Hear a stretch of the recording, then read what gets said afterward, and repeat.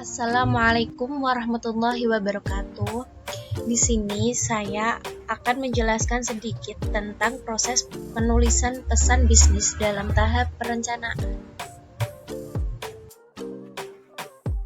Sebelumnya, perkenalkan, nama saya Angela Almeida Aditya, NIM 2019-12023, kelas akuntansi paralel semester 3, mata kuliah Komunikasi Bisnis. Sebelumnya, kita harus mengetahui apa sih pengertian dari proses penulisan pesan bisnis itu. Proses penulisan pesan bisnis yaitu suatu langkah strategis bagi pencapaian suatu organisasi secara menyeluruh dan merupakan salah satu faktor keberhasilan dalam komunikasi. Proses penulisan pesan bisnis sendiri itu terbagi menjadi 3, yaitu plan atau merencanakan. Yang kedua ada organize atau organisasi. Yang ketiga ada revision atau revisi.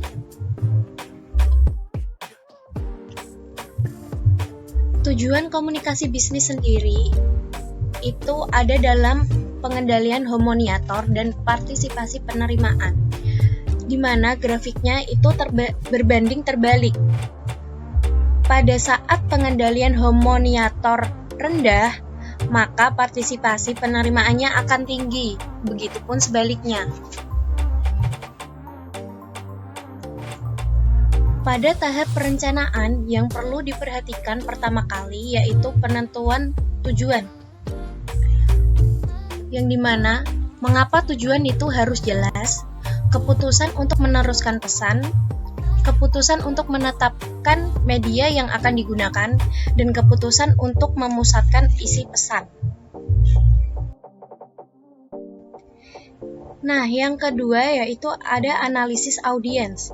Setelah kita mengetahui maksud dan tujuan yang akan kita sampaikan itu sudah jelas, maka tahap selanjutnya adalah melakukan analisis audiens.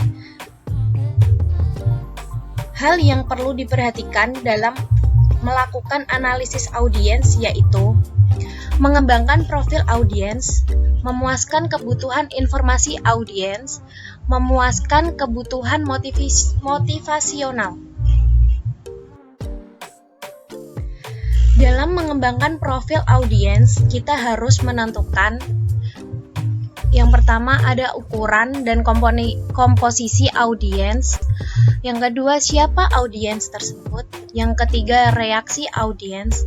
Yang keempat, tingkat pemahaman audiens. Dan yang kelima, hubungan komunikator dengan audiens. Yang kedua, yaitu memuaskan kebutuhan informasi audiens. Dengan pertama, temukan atau cari yang diinginkan oleh audiens. Yang kedua, antisipasi suatu pertanyaan yang tidak mungkin diungkapkan. Yang ketiga, berikan semua informasi yang dibutuhkan. Yang keempat, pastikan bahwa informasinya itu akurat. Yang kelima, tekankan ide-ide pokok yang paling menarik bagi audiens. Yang terakhir, yaitu memuaskan kebutuhan motivasional audiens. Di sini kita menggunakan 2 macam pendekatan, yaitu yang pertama pendekatan emosional dan yang kedua pendekatan rasional.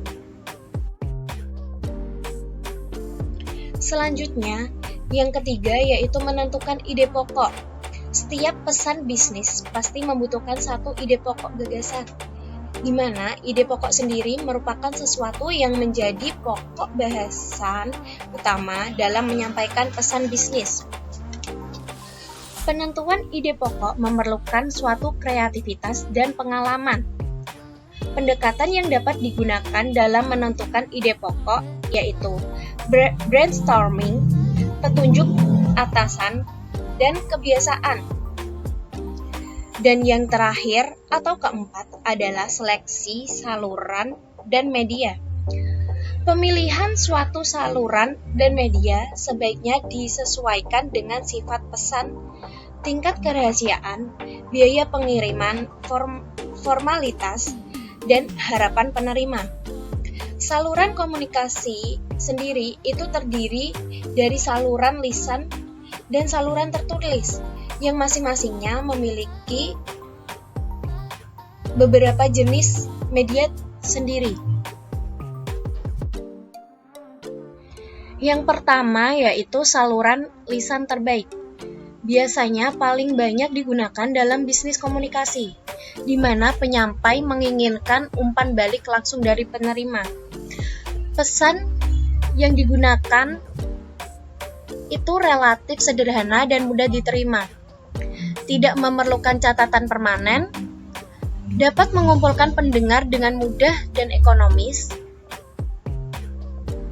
Dan yang terakhir, ingin mendorong interaksi untuk memecahkan suatu masalah atau mencapai suatu keputusan. Dan yang kedua, yaitu saluran tertulis terbaik. Pesan tertulis dapat berbentuk tulisan tangan atau dengan bantuan media elektronik. Saluran komunikasi tertulis digunakan jika tidak memerlukan umpan balik secara langsung. Pesan lebih terinci, kompleks, dan memerlukan perencanaan. Membutuhkan catatan permanen atau bisa dibuktikan. Mencoba menjangkau penerima secara geografis.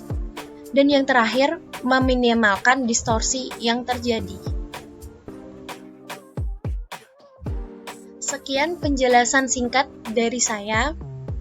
Apabila ada salah kata, mohon maaf dan terima kasih. Wassalamualaikum warahmatullahi wabarakatuh.